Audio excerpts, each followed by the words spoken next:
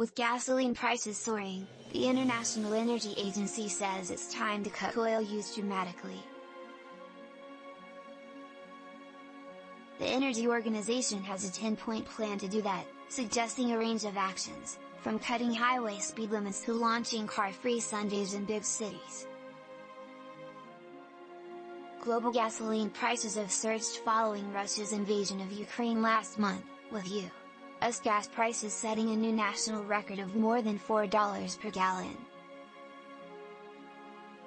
As the U.S. and its allies continue to levy economic sanctions on Russia, markets have been bracing for serious disruptions to crude supplies.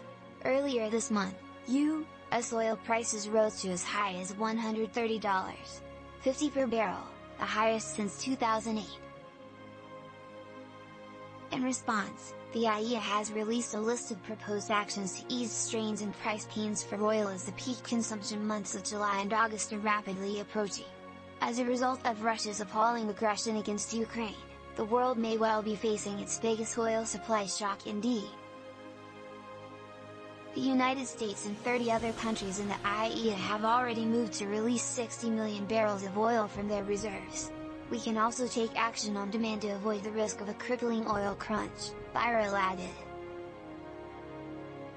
The IEA says its plan would cut oil demand by 2.7 million barrels a day within 4 months of implementation, which is said would equal the oil demand of all the cars in China.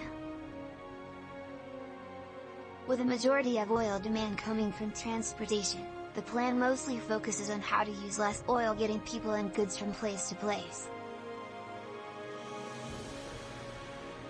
Some short-term measures recommended are reducing speed limits on highways by at least 10 km per hour, about 6 miles per hour, implementing car-free Sundays in cities, making public transportation cheaper and incentivizing walking and cycling.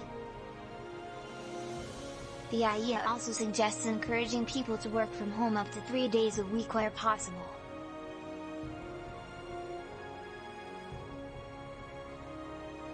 The organization looked at air travel as another opportunity to cut down on global oil consumption, recommending that businesses avoid using air travel when alternatives exist and that individuals should consider using high-speed and night trains when possible.